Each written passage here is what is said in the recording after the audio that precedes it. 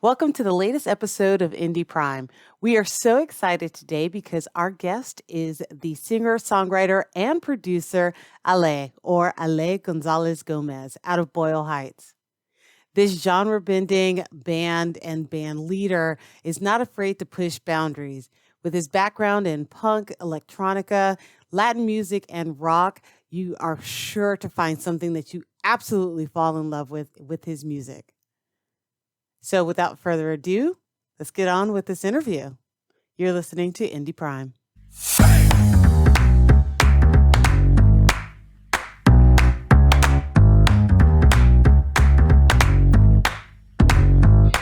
I'm good. I'm just in the middle of a lot of busyness. First of all, thank you for the interview, and I appreciate that. I hardly do interviews now. Um, No, I know that, and I was super stoked when you agreed to sit down and talk. That was awesome. and no, well, I appreciate it, and I know we've been kind of talking every now and then, like for years, right? Right. And we never really got around to it. So I appreciate the time and the interest. So thank you. Yeah, well, actually, let's start the interview with that because I am a Yeah, little curious as to I know that you're still creating, you're still doing a ton of stuff, you're super busy. What yeah. is it that has kind of caused you to step out of doing the whole press junket, we'll call it, for the most Um, part? if you really want me to be honest, I just I do. I got, it's just this common thing with interviews that like, honestly, just flat out, I really got tired of answering the same damn questions all the time. I mean, there's been like maybe a few creative curveballs here and there by different people, so it's not always the same, but for the most part, it's the same. Yeah. So I just got so tired of it, and it became something where like it burns me out a lot because studio time and creativity, is a burnout as it is. And like especially if I'm putting in like over 3 hours in the studio, and I can go from 3 to 7 hours in the studio at once sometimes, and that just leaves me like flatlined. But and then I got my day job, and then I rehearse with my drummer, and then we play once or twice a month. And then I help my mother out sometimes because she's a little bit older now. So I got a lot going on, and that's mainly my thing. It's just because I have so much going on and so much that I'm trying to accomplish outside of interviews and stuff like that. And then um, and then I'm already pretty opinionated as it is, like on social media. So it's like Right. I kind of feel like the last thing people want from me is an interview. So, You're like they don't want to hear what I have to say. Yeah. no, I'm trying to tone down on that stuff. I'm trying to tone down on the opinions because I used to say all the times that opinions, your opinions, no, everybody's opinions, like opinions, period, just don't change the world. They don't change anything. Opinions don't change nothing. You know what I mean? What really changes the world and what really changes things around you is action. You know, your actions and what you do, and how you affect people. That's what changes things. So opinions definitely don't change anything, which is why I'm trying my best now to stick to what I Curb actually used to those. say. Yeah, I don't know where I went far off, like from one end to the other. I don't know what happened, but something happened. You know what I mean? So, yeah, Well, for a lot of people, it was being stuck at home for so long. Now, I know that you actually were, to me at least, it seemed like you were a lot busier than a lot of other artists, especially during COVID. yeah, There was still some creativity happening. It looked like you were still playing a show or two here hmm, and there, which was pretty awesome. One of the questions I always have is yeah. what did COVID do for your creative process? I mean, was it where did that pendulum fall? Were you super creative and then burnt out because there was really no other outlet, or was it, how did that pendulum swing? Oh, that's actually a great question. And the reason I say that is because it's almost like everyone's just forgotten about that entire year, Yes. or they want to forget, and so basically I wrote a 14 song album during that time. And okay, so it all starts this way, right? um, my day job, the company I work for, which I won't name right now, uh, basically they shut down like everyone else. I basically started collecting like unemployment money, right? And it was basically that money that we were getting where it was like a decent amount of money, right? I mean, I was one of the ones that got that, because basically we were kind of laid off in a way, Right. and yeah, so I started collecting all that stuff, and I'm like, wow, like, okay, so my MacBook Pro of 13 years, my first MacBook Pro ever that Uh-huh. that I got in 2006. I got my very first MacBook Pro in 2006. Um, Wait, what was it? 2006? No, no, no, no. It was a 2006 MacBook Pro, but I Mm-hmm. got it somewhere. I got it somewhere around, yeah, yeah, somewhere around 2006 or seven, and it lasted me a very long time. It lasted me over 10 years, right? Mm-hmm. Somewhere along the way, especially during 2020, which is when COVID hit, it started failing on me. Like it started giving me issues, right? Mm-hmm. And this was the very first time I ever started seeing any type of issues coming from it, like overheating, glitching, you know what I mean? Like it Right. started getting old and old, and it was just falling apart. And from there, I was like, okay, so we're in the middle of a pandemic now. My computer is literally dying. What am I going to do? I was in the process of basically just hanging out at home and not doing much. I had my acoustic guitar with me, so I was working on ideas. So I started really brainstorming, and this is kind of what I do when things, when the going gets tough. Right. I just sit down, I have a cup of coffee, and I just start brainstorming the hell out of everything. And I said, why don't I just combine the money that I already have saved with the money that I'm getting and just get a new MacBook Pro? Mm-hmm. So I basically connected the dots, and I said, yeah, well, let's do that. And that's what I did. So I ended up buying a brand new 2019 model, a MacBook Pro.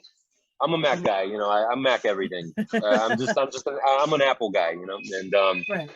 they're workhorses, So I don't mean to sound like an Apple commercial, but if anyone wants to sponsor me from Apple, I'm down, And and so what ended up happening was I got that computer, which is the computer I'm on right now, and I already had plenty of experience using Mac computers because I have been using them since 2006. So by the time I got this brand new one, I was like flying with it. And I got in the studio. I actually thought the studio building where my studio is located, where Operating on Dreamtime Productions is located, I actually was under the impression that they had closed during the pandemic, but they were still open. Oh, They nice. were Yeah, they were still open, and I drove by one day and I was like, "This is open."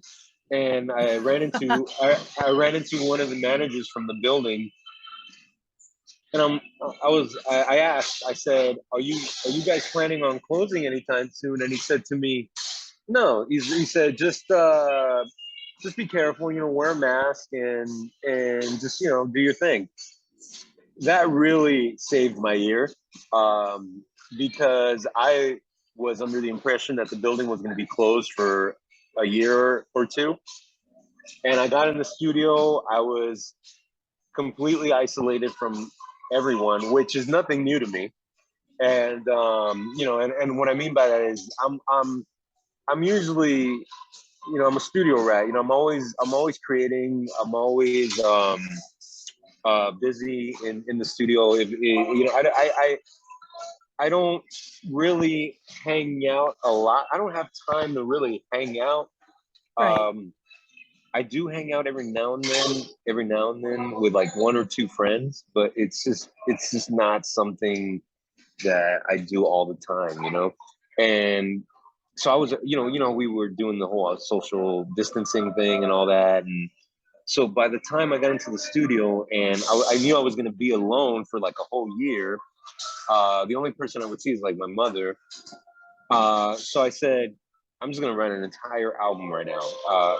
As soon as I got my MacBook Pro, I said to myself, we're just going all the way in. We're going all the way in. And I already had sketches of like maybe 6 songs.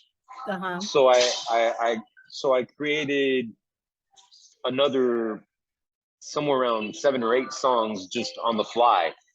So I had sketches of 6 songs, and then I created about another 7 or 8 on the fly, and we just I just went to town. I just went to town, and I did see my drummer. I did see my drummer a little later in the year, Mm-hmm. because I wanted some live drumming on Omnipresent Part One, which is the album that I wrote in 2020 during the pandemic. Right. So I did see him later in the year, and of course, we were safe about it. We both had masks on, and we were we were very cautious. But I wanted live drumming, and I just wasn't about to use drum machines when I know for a fact that there's pieces of music or pieces of songs that just absolutely cannot have drum machines. They have to have a live drummer. Right. And you can't sacrifice those type of things, because in the end you'll end up regretting it, and it won't sound nearly as good. So from there, um, yeah, basically I finished 14 songs, and after those 14 songs were done, I sent them all. This was the very first time me and my recording and I'm sorry, my mixing and mastering engineer, Ben Huff. He's this guy's a genius, when it comes to mixing and mastering. This was the very first time that we did like a long distance mixing and mastering of an album. Right. We would always mix and master the albums in at Mm-hmm. CalArts, California Institute of the Arts. We would go into the mixing room. They had an awesome mixing room. They had a big mixing console, and we would always do them there. We'd always mix and master the albums there. But this was the very first time that we did it long distance, and it was kind of a challenge, but we pulled it off. Oh, that's And great. yeah, we pulled it off, and that just made me even more confident in my team, because um, I don't want this to sound extremely direct, but I literally only these days I literally only surround myself with my team, which is my team of subcontractors. Basically, what I mean by my team is my drummer, Roro Lofish, who's like a phenomenal drummer, and he's a good friend. Yes. He's actually a close friend as well. He's a good friend of mine, aside from a drummer. Ben Huff, who is the mixing and mastering engineer I've had since like the very first full-length album, Irregular Heartbeat. He's a genius. This guy's a mastermind when it comes to sound design. And then my other good friend, Takuna Bryant, and he is he's this like graphic designing mastermind. I mean, this guy, you're gonna hear a lot from this guy in the near future. A lot of people still don't really know like much about him, but believe me, he is creating his own thing. I can't say much about what he's working on, but I mean, this guy's going to be remembered. Believe me when I tell you. He's a phenomenal graphic designer, and he did the cover to Omnipresent Part One as well.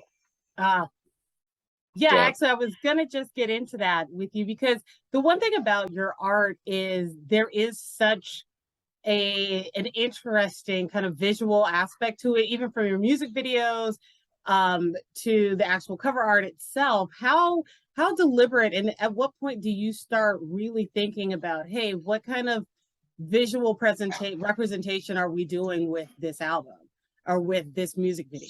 That's a really good question because it leads me to my next thought process, which is because I like writing lengthy albums, long albums. I believe we only have like two EPs. We only have like two EPs, which both include like 6 or 7 songs. But I love writing like lengthy albums to the point where they're almost like films in a way. Even like film on audio, it's almost like it's just like this audio experience, like this journey.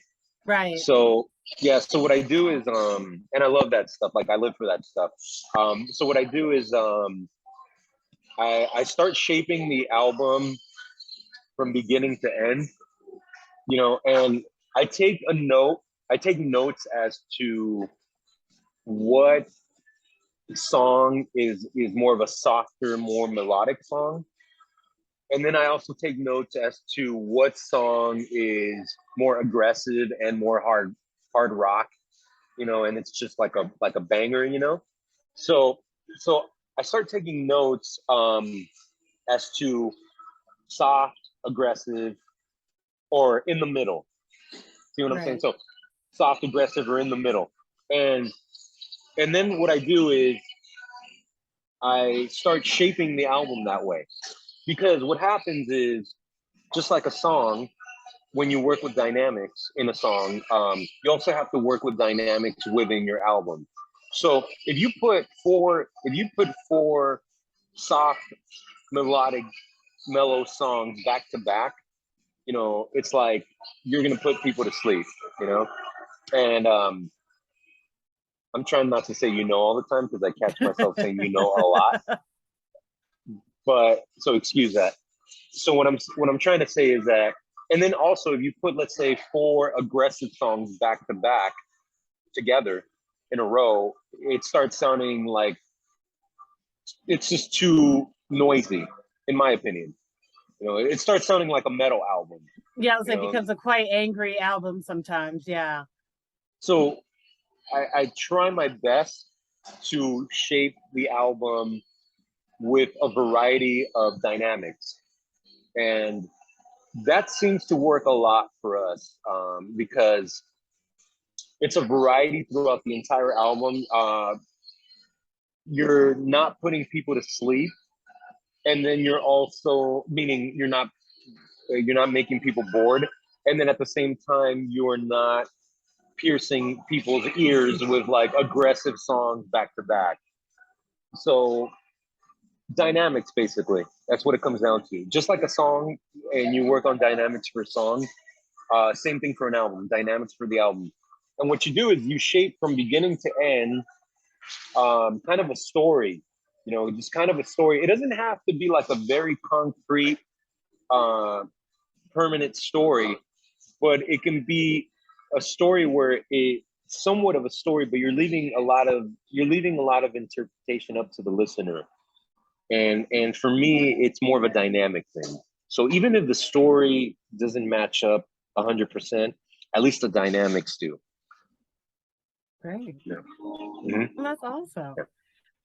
I love where you're going with the music because it does give this kind of hard edge, the super experimental. There's always a song that fits a particular mood that you can find yourself in. And with that, do you find that there's times where you've made a track that you in your head thought, okay, this is going to be a nice melodic song, and then once you start playing it, all of a sudden it's like, nope, this is going to be a banger, or the opposite way? Well, that's interesting because what happens is, I'll give you a perfect example of that. There's this song called Transformation, and it's the very last song of Omnipresent Part 1. And that's exactly what happened during that song. It's literally I think it's a 9-minute song, or 10 minutes, something like that. Hmm. and I had all the time in the world to work on that album because of COVID, right? Because of 2020, and and that's where I went with that song. You know, I felt that it started off melodic, it started off gentle and soft, and then it just got more aggressive, and it became more of a hard rock song, and then it went down the middle. It went down the middle, got kind of soft and aggressive, like a mixture, kind of alternative. Yeah, that you know, that's a perfect example of that song is a perfect example of what the question is. Basically, I have started off that way. You know what it is? It's just I figured it out a while back, and I don't know. Sometimes I feel like it's boredom, but at the same time, sometimes I feel like I'm trying my best as an artist to not just land in one box, you know, and Right. I don't want to, you know, here's the thing. Everyone, especially from what I've noticed in journalism or people who write articles and stuff like that, they like, there's all these, this relates to what we're talking about. When I released Omnipresent Part One, I noticed like everyone was labeling uh, the album like, oh, so he goes from cold wave to metal, and then from metal to alternative, and then alternative to indie, and I'm thinking to myself like, wow, I didn't even know all that. Like I wasn't even. I, I was like, in my opinion, I was like, I am like, I was in my studio. I was in my studio, literally just on a journey, just going from like one end to the other, just loving the process. It was fun because we were in the middle of a pandemic, and I had all the time in the world to work on it. And I didn't think of it that way, you know. I didn't think of it as, oh, I'm gonna make this song, this section of the song cold wave, then I'm gonna make it indie, then I'm gonna make it alternative, then I'm gonna make it like experimental or whatever. Hmm. I was just having fun, you know. I was enjoying myself. So when I released the album, it went from I started getting all these. I started hearing a lot of reviews, giving it like all these labels, you know, and all these names, you know, and I was like, I'm not a big label guy. Like I'm not really into labels, and I'm not really into boxing in something, you know.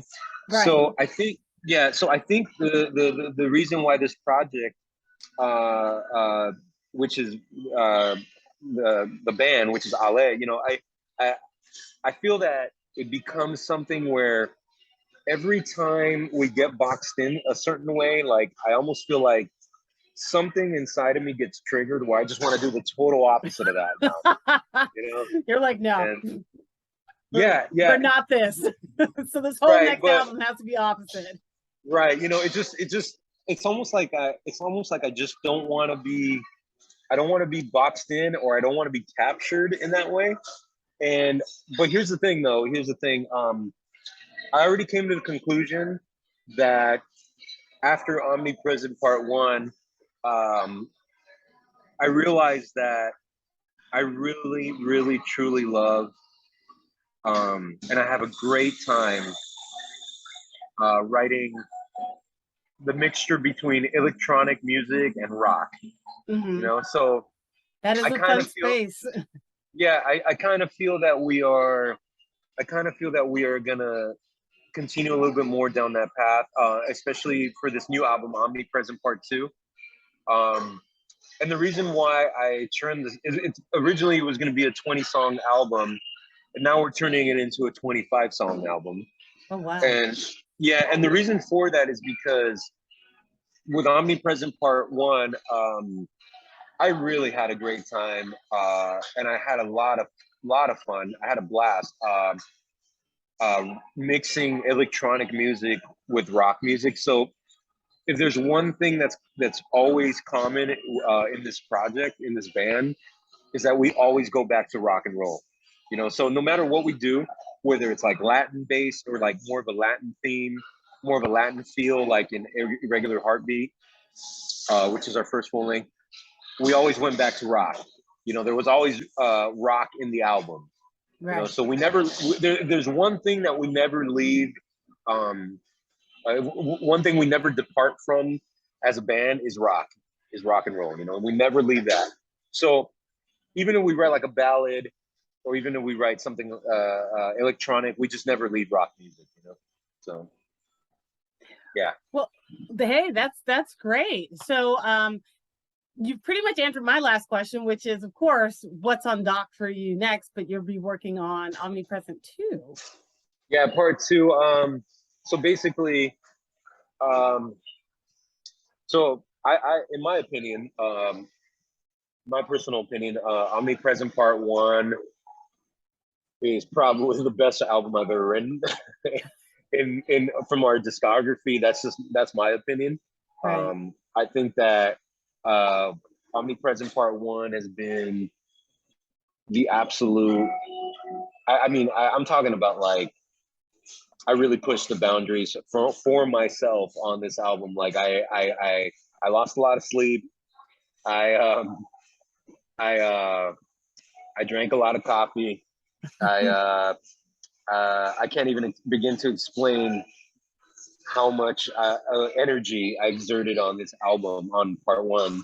You know, and to me, it's been our best accomplishment yet.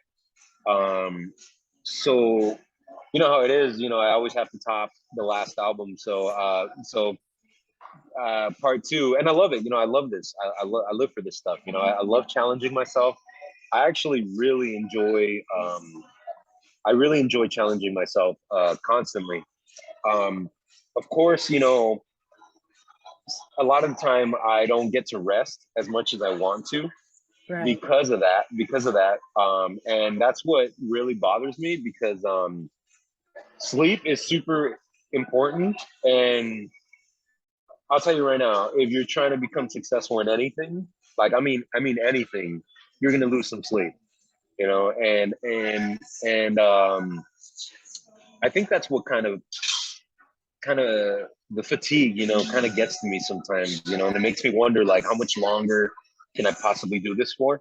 But then I sleep for about 10 hours, and then I wake up and I'm like, okay, let's keep going, you know? Let's go. Uh, Yeah. yeah, and then plus fitness, you know, like hitting the gym. Like I'm big on fitness now that I'm a little bit older. Hitting the gym like just gives me a blast of energy, you know. So every time I hit the gym, I go like 2.5 to 3 hours, minimum 2.5 hours, Hmm. and you know that just really gives me a burst of energy, and that helps a lot. You know, I've been sober for 11 years, so that really helps. That's a superpower. Congratulations.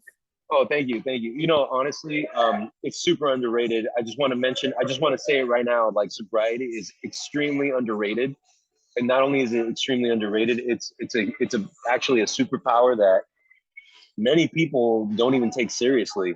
You know what I mean? Like they treat it like it's no big deal, or they treat it like it's just a boring thing, or it's like nothing. You know, but believe me when I tell you that sobriety, when you've been sober for at least a year or two, you'll start to see how much energy you really have, and you have so much energy you don't even know where the hell to burn it at. Like you don't know what to do. Right. You're just sitting there and you're like, I just need to do something, you know, because you become very fidgety and you have so much energy to burn. So these days, you know, I hit the studio, or I hit the gym, or I hit the stage, and that really helps. That helps me exhaust myself because I truly need to exhaust myself in order to feel okay. Um, so anyway, going back to the album, yeah, 25 songs. All of the artwork. Now, here's the thing: all of the artwork for this part, for part two of Omnipresent, is going to be created, is being created by artificial intelligence. So like Oh, AI wow. bots. Yeah, so we're using AI apps to create all the artwork for this album, including the album cover. I actually already have the album cover made, and it's phenomenal. I think it looks really good. I really love the way the new album cover came out. Aside from that, every time we release a song on social media from the album so far, we've released 5. So that means we got 20 more to go. But every time we've released a song on social media, every image you see of every song we release has been created by AI. That is so cool. That is Yeah, awesome. thank you. Well, that is great. And you are, like I said, you're always on top of things and ahead of the curve. So I'm really excited to get to listen to all 25 in its entirety as you have intended for us to listen to it. I'm very stoked. And that's it. Hopefully it wasn't too boring of questions for Oh, you. no. You know what? It wasn't at all. And I appreciate your time more than anything. Thank you for your time. Thank you for your interest. I I just want to give a shout out to my team. Yes. I want to give a shout out to Roro Lowfish, Ben Huff, talking to Bryant. I also want to give a shout out to Wenceslao Quiros. Wenceslao is actually he's new to the team. He's kind of new to the team, not extremely new, but he's kind of new.